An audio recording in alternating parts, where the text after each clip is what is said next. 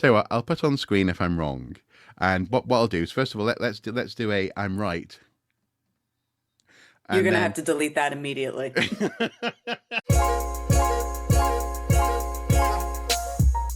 hello and welcome to Archaeoscoop. I am joined as ever by the marvelous Michelle Franklin, and this is the show where We talk about news from history, archaeology, and the cultural sphere. it's like a caramel bath. It's just It's lovely. like butter. It's It's like like butter. Oh, butter, like butter, darling. butter. Uh, how have you had an interesting few days? Well, first of all, hello to Morty, who is here Who's on the here? video if you're watching. The wee man, look at his little ears. Hi, Mhm. Morty, I love you. Um, Oh, hello to Mark and everybody listening, and hello specifically to the one gentleman who asked me if I had an OnlyFans account. Mark got a very cheeky email from somebody, which I thought was funny, some asking some me if some I someone whose username was garbled numbers and had no profile picture for some reason. For some reason, yeah. um, which I thought was very funny. But I mean, that's fine. OnlyFans is not just for booby stuff. OnlyFans can be for anything, and I know people who give lessons over OnlyFans, who Okay, yeah, conduct crafting courses over OnlyFans with their clothes on, yeah. and so OnlyFans is not just for that. But no, No. instead, I do have a Patreon where I also don't take my clothes off.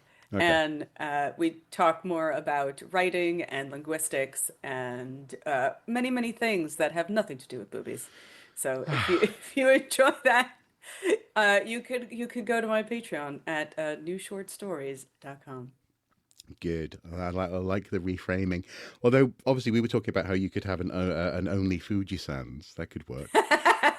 Just have Yeah, well, he's going to he has his own thing where you send him his babes on tier list, and he just he tells you why you're wrong and why all those babes are an S. yeah. Although actually, to Uh, be again, another one that you could do would be a specific service where you just tell people that they're wrong. You know what's funny? My friend Orchosaurus, who is a very boob inclined man on both sides of the spear. Hmm. He has this very specific channel where he does very specific things, and he's a lovely man. And he sent me a question, Hmm. and he did say, "He's like, oh, as a scholar, I have to ask you because I see a lot of stuff on TikTok, winkety wink." About people saying that there were no witch trials in the Middle Ages. And I said, yes, that's true. Hmm. And I said, well, I mean, that's something you could say very, very late, like late 1400s Yeah. was when things started.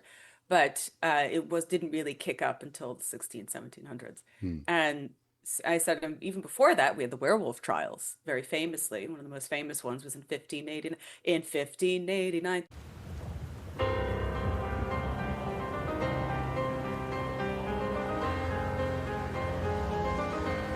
Thanks, Powerwolf.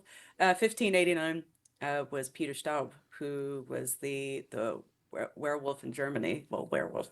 And it's interesting how a lot of the werewolf trials, it was always it's always kind of the same accusations, which Hmm. were cannibalism, incest, bestiality, that kind of thing.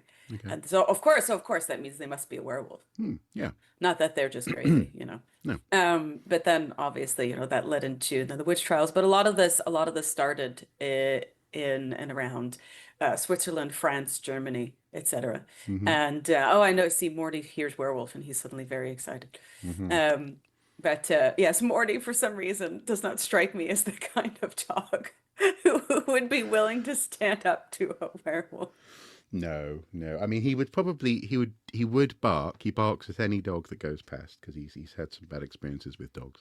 But if the werewolf was friendly, he'd then just want licks and cuddles. So yeah, I guess it depends But on people the do, on the all that to say, werewolf. people do send me questions like Oh, that all the time, and I do answer. So if you do have a question, very specific one, you are more than welcome to send me one on social media. And that question had better not be, do you have an OnlyFans? But you're welcome. You're welcome to send me any questions over social media, and I will answer you to the best of my ability. And if I can't, I will point you to the scholar who can answer you in a much better way. do you know? No one's ever asked to see my OnlyFans. Are you kidding me, Mark? You would do you'd clean up in the bear Yeah, sphere. yeah. You would clean up. Well, the only one that's been suggested has been an OnlyFans account where I record and capture the moments in scary computer game live streams where I squeal. So Oh, the other, I thought you would have your toilet is there a toilet in this game? That's amazing. I love those. Those are fun. yeah. Is there a toilet? How long? Yeah, Whenever Mark plays games, he has an amazing knack for finding all of the workable toilets in yeah, every video game that yeah, exists. yeah, Yeah. yeah. If they flush, even better. Yeah, absolutely. If you can open the door and lock a character inside of it, even Even better. better. We're yet to even start the show, but it occurred to me when I started that Instagram, in fact, games in toilets, that one of my most formative games, GoldenEye, begins with a Yeah. toilet. For goodness sake, it's And that's just where it all started. yeah. My first story is actually quite lovely. It's all about a 2,000-year-old sun hat that has been restored. How a 2,000-year-old hat kept Romans out of the sun. This is from the BBC.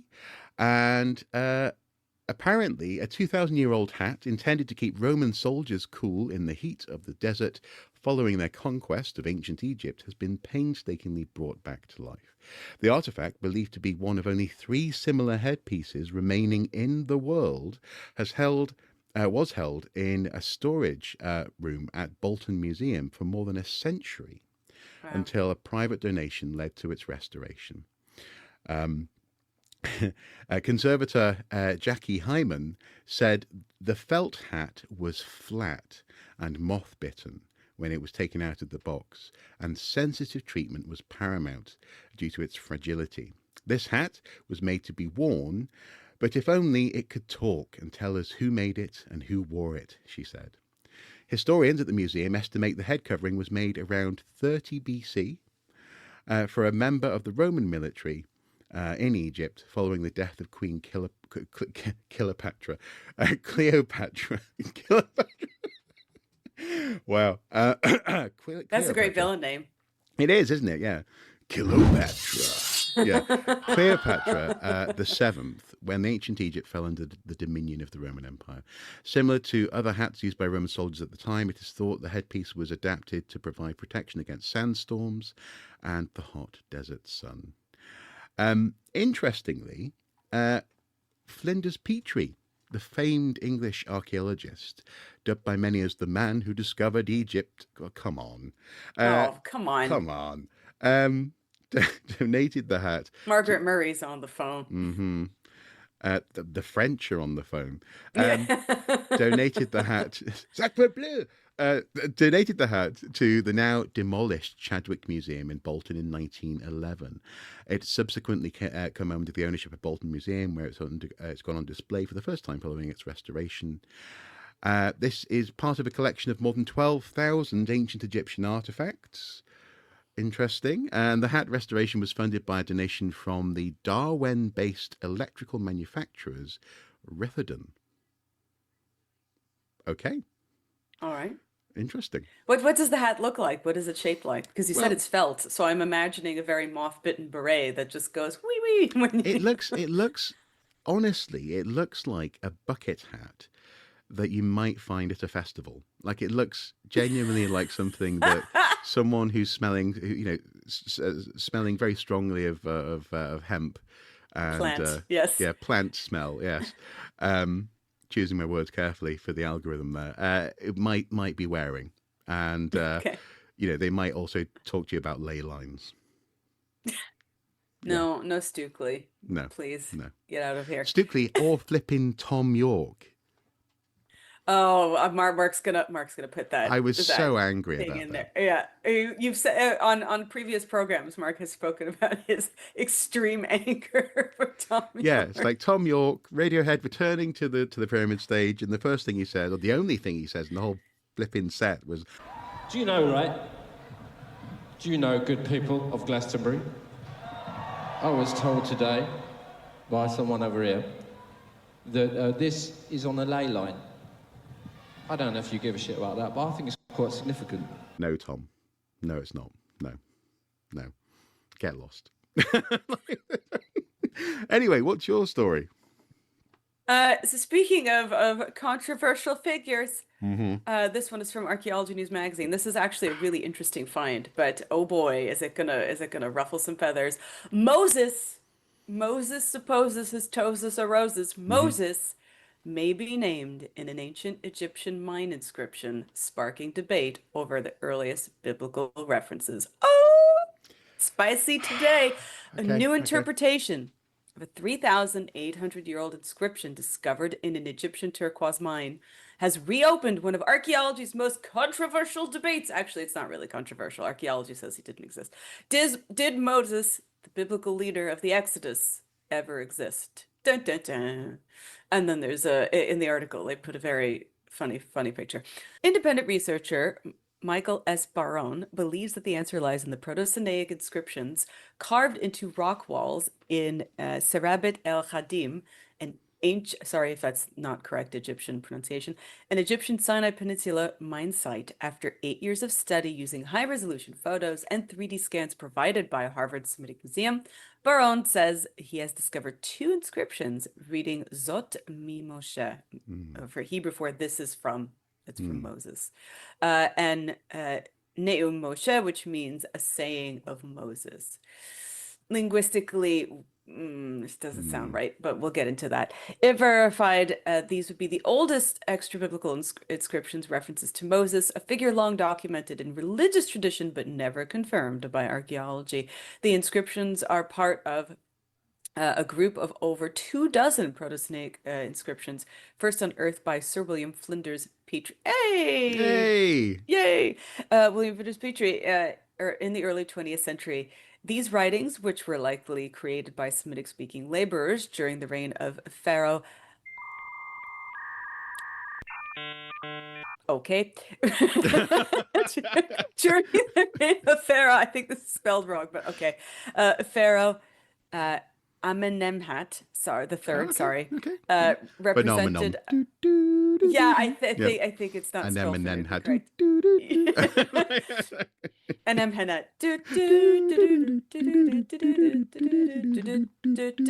Demonetization represented some of the earliest alphabetic texts shown, even predating Phoenician. And so that's where my linguistic concern comes from, Okay. which is how are you going, if you say it's Mimoshe, which is Hebrew, Hebrew was not around at the same time as, anyway.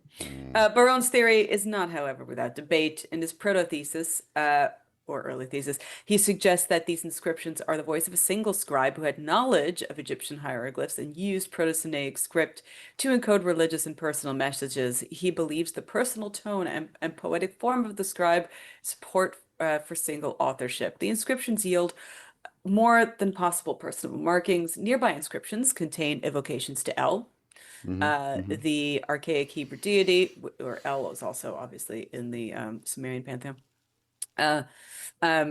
While others praise Balalat, the Semitic counterpart to the Egyptian goddess of Hathor, some of the inscriptions in honor of Balalat appear to have been scratched out by followers of El, pointing to a theological rift. A burnt temple dedicated to Balalat, and inscriptions mention overseers, in quotes, slavery, in quotes, and a call to depart, possibly interpreted as Nimosh, meaning as let us depart, which is probably more likely, linguistically speaking, give support to religious rebellion and mass departure, recalling the biblical Exodus. Archaeologists have also uncovered the stele of Reni Seneb and the seal of an Asiatic Egyptian official at the site, pointed to a strong Semitic presence. Barone even speculates a link to the biblical Joseph. Again, no archaeological proof for him. Making comparisons with figures like the Semitic vizier Ankhru, again, I hope I pronounced that correctly, who served during the reign of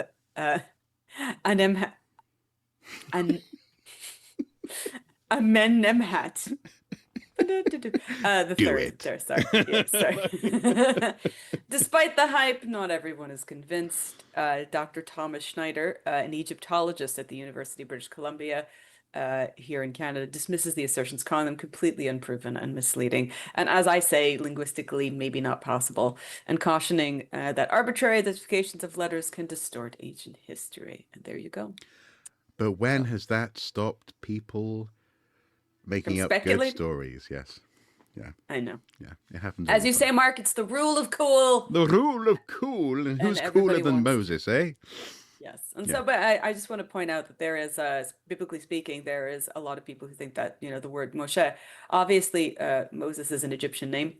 Mhm. And there are other Egyptians that share that name, but it's like Moses and something. So Mm. there's always a second half of the name. Mm. And there are, throughout history, people said, oh, Moshe means this because he was drawn from the waters. That is all later speculation.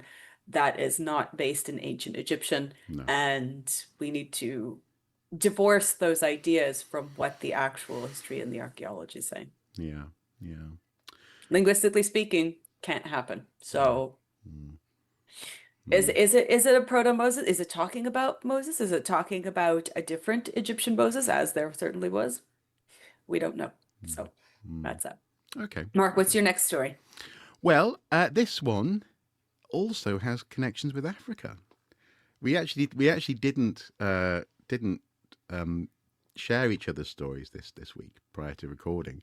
This one comes from Live Science, and the headline is: "We know humans arose in Africa. Arise, humans." Did we pop out of the ground like Yeah. Plants vs. Zombies? Just Yep, exactly. But archaeology is only just uncovering secrets of the continent's early civilizations. And it should be said that this is some of the continent's early civilizations. Obviously, we know a lot about lots of early civilization in Africa. Africa does not have a history. But this is an interesting article for various reasons. So, small settlements and the scourge of slavery left gaps in Africa's archaeological record, yet sites and artifacts are revealing clues to the continent's more recent history. An archaeologist explains the findings and threats to this heritage. The continent of Africa is recognized as the place where humankind originated and evolved over millennia. From famous ancestors like Lucy, the Australopithecus afarensis remains unearthed in Ethiopia in 1974, to the Turkana boy, a Homo erectus fossil found in Kenya in 1984. Archaeological evidence has shown time and time again that Africa is the ultimate homeland of not only early hominins, but also modern Homo sapiens, who arose around 300,000 years ago. greatest mistake. Should have never planted us. And departed the continent in successive ways to populate much of the earth. Of course, the story of humans in Africa doesn't end with their migration away from the mother continent. After all, many stayed put. But there's a big information gap. Although researchers have plumbed much of humankind's deep past, far less is known about what was happening across much of Africa at the time, when permanent settlements were emerging elsewhere, starting around 6,000 years ago, in places like Mesopotamia, for example, later in China and India, as well as Egypt. That is, obviously, as they point out here, on Africa's northeasternmost tip. In part, that's because African individuals did not cram together as closely as they did in more well-known cradles of civilization. It's less likely that modern archaeologists will discover major towns or cities.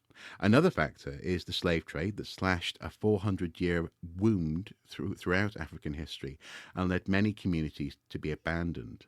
Long-standing biases about the continent, too, have left the full story of Africa's cultures, trade and urbanism out of many history lessons. But that is starting to change. I need to click the ad away. Recent advances in East African archaeology reveal advanced civilizations that established international trade relationships and developed powerful and practical technologies during the most recent 11,700 years, the Holocene epoch. As Chapruka M. Kusimba, an archaeologist at the University of South Florida in Tampa, describes in the 2024 Annual Review of Anthropology. Kusimba, who grew up in Kenya and has regularly returned there for research, says East Africa and its archaeology is evolving as more Africans and women join the field. I just want to point something out. That is a very interesting way to frame that question as an Africans and women Yeah, as a as opposed to women being Africans. yeah. I don't know. That's a bit odd to me. So maybe it could have been Africans and crucially women who are Africans, join the field. Knowable magazine spoke with Kusimba about African civilization and the practice of archaeology there today, as well as threats, new and old, that the research must contend with, from ongoing demolition of ancient sites to make way for growing populations, to recent funding cuts by US institutions that long supported such studies. This conversation has been edited for length and clarity, says the article. I'd like to start with the question you raised in your review. Whose past is East African archaeology about? Now, this goes on for quite a while, but I'll just point out a couple of the beginning of the conversation. East Africa is homeland to all of us, he says. I sometimes joke with Kenyan politicians that any human being entering Kenya should not have to present a passport because they're actually coming home. Oh, deep. I think when many of us think about East Africa, says the interviewer, we think about the seminal work of anthropologists Lewis and Mary Leakey on human origins and the discovery of the hominin Lucy. But what do we know about the rise of civilization among modern humans, Homo sapiens, in Africa? Well, the human origins question has been settled, but we know precious little about the emergence of civilization in Africa, he says. Most Holocene archaeologists define civilization in part in terms of settling down in one place, which happened elsewhere starting around 6,000 years ago. But I think in Africa that model creates a major problem because Africa is so huge and the population, sorry, I just love the word huge, and the population numbers remained low. So it was very difficult to have a critical mass of people to congregate together. So Yeah, you've got, I just want to, Mhm. sorry, I just want to put out this point that I don't think people understand how big the continent of Africa is. Yeah, And I think, because the especially on projection shrinks maps, it, doesn't it? Yeah, yeah, actually, yeah, and even on maps, yeah. it's been shrunk down, Mm, um, because it is so big. And also, I mean, Africa, linguistically speaking, is the most culturally diverse place in the world. mm, Even in Ethiopia, just mm, in Ethiopia, there are over 108 languages. It's unbelievable. mm, And so it's a great mistake for people to think that Africa is small or homogenized. It is a rich place full of, even on just Madagascar, mm. the different cultures and the different religions and the history of just Madagascar is absolutely astounding. So I Mm. hope people try to take from this, and I hope people understand that Africa as a continent is very diverse. Yeah, and as he points out here, you can't really compare Africa as a whole with a place like the Near East, so called, or the Fertile Crescent, or the Levant, this kind of thing. Yeah. That doesn't necessarily mean, he says, that settlements didn't exist, but the jury's still out because we don't have the kind of intensified site research that's been carried out in other places. And it's very difficult to conduct surveys, say, under the dunes of the Sahara Desert.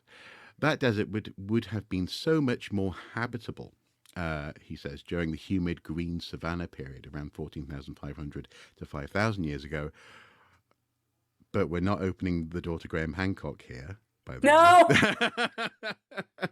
get him out of here. but Here, Mark, put his head here, and I'm just gonna punch it away. No. I'm Graham Hancock.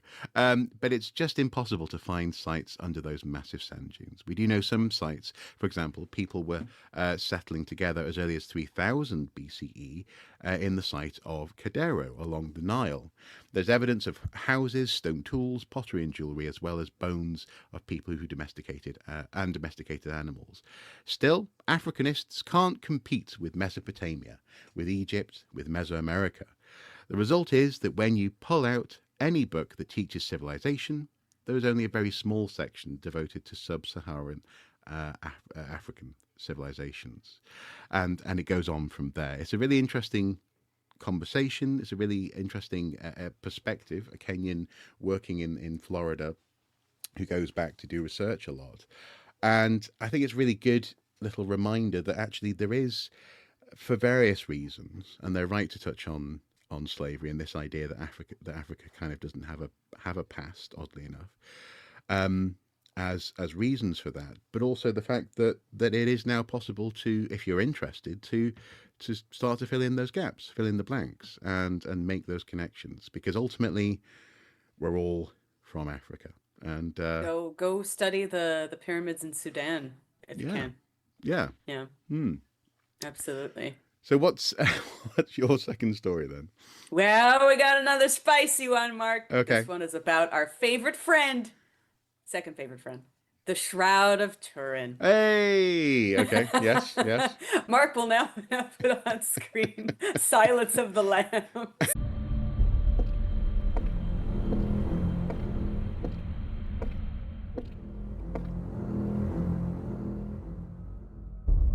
Morning.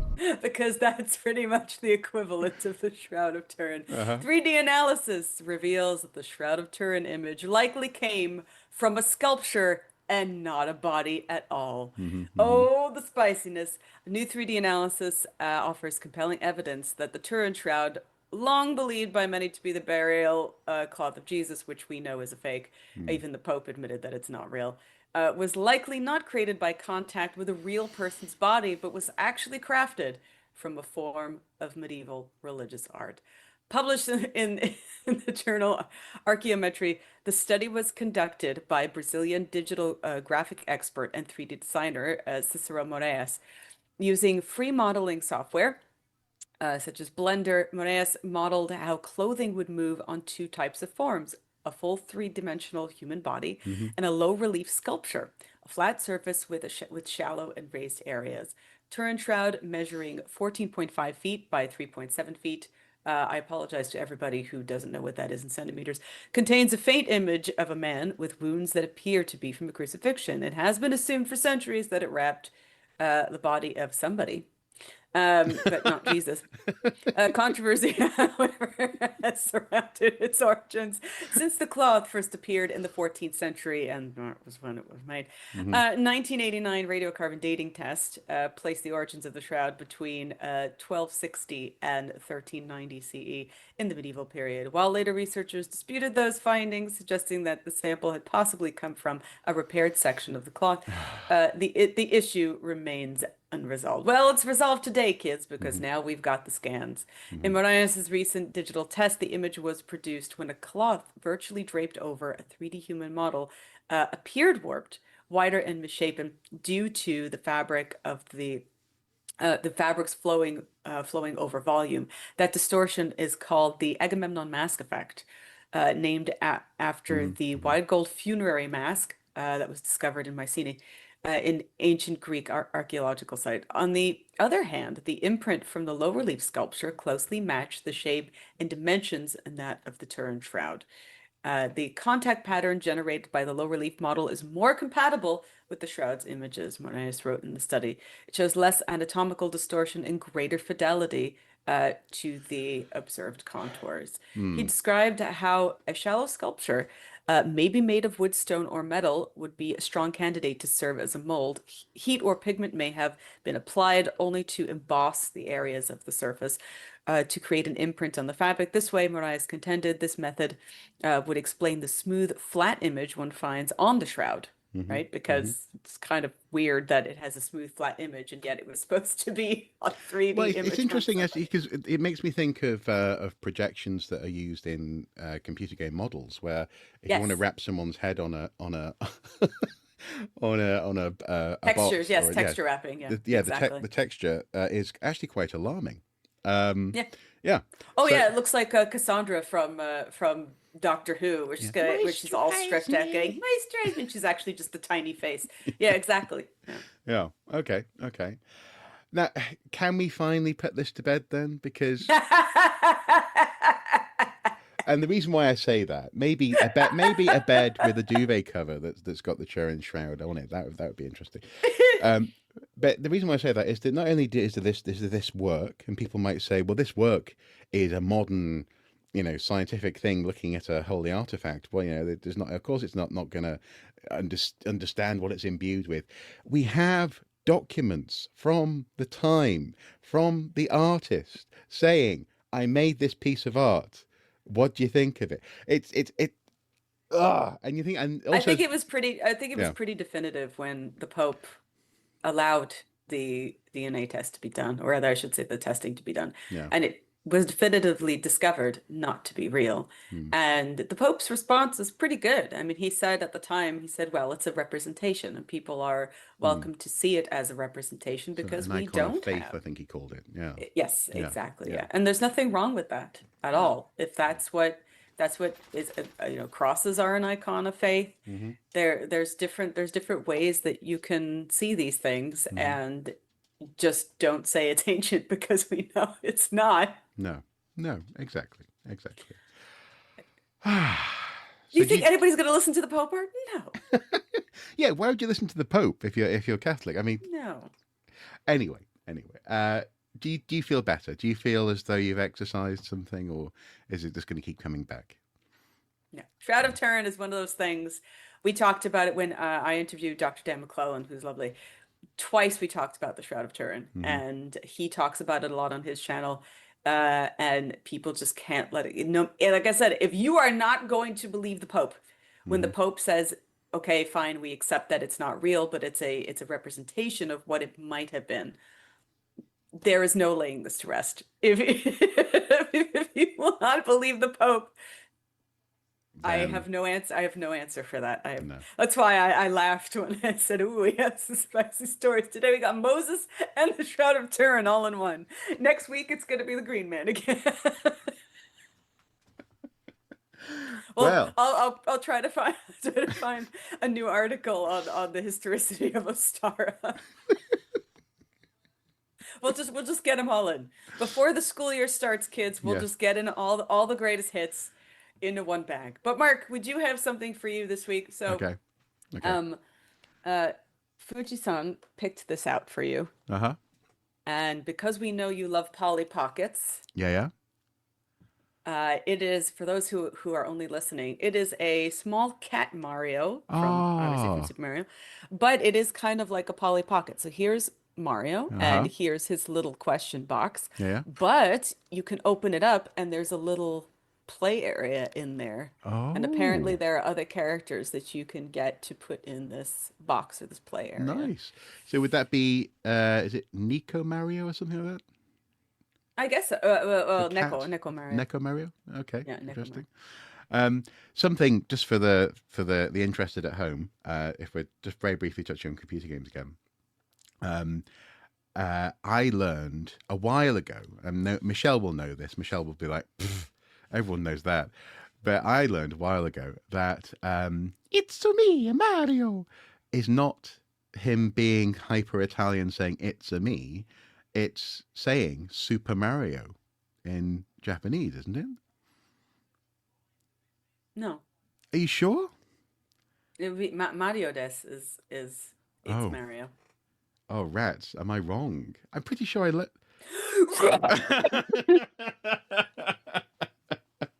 Tell you No, it what. would be Mario des. Mario. It would be.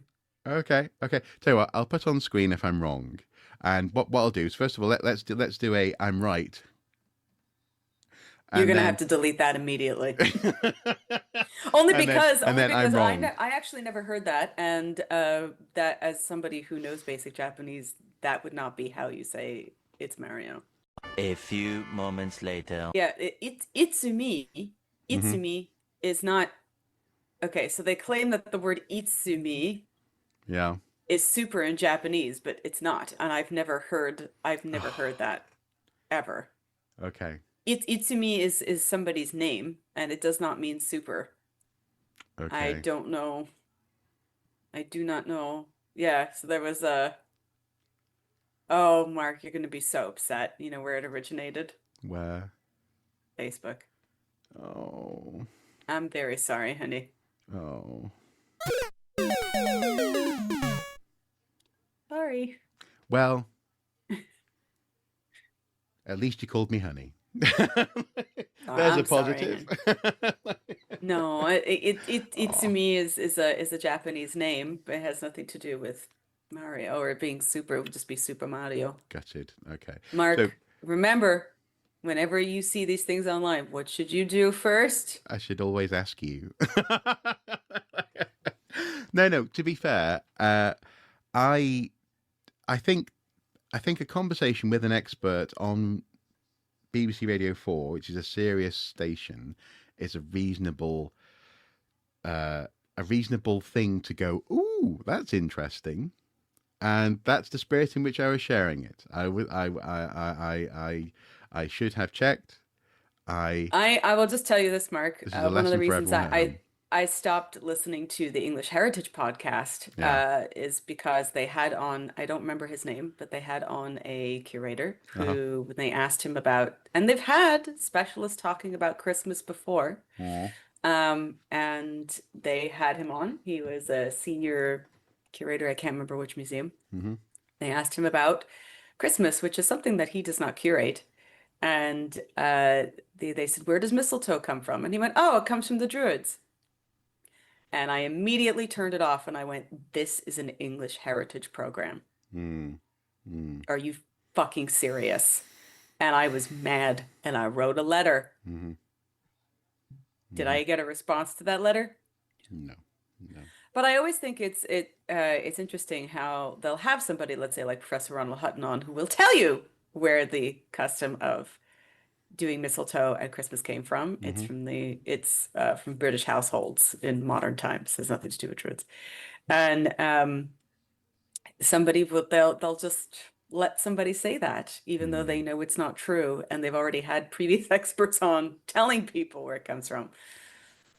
And I think they just don't fact check anything.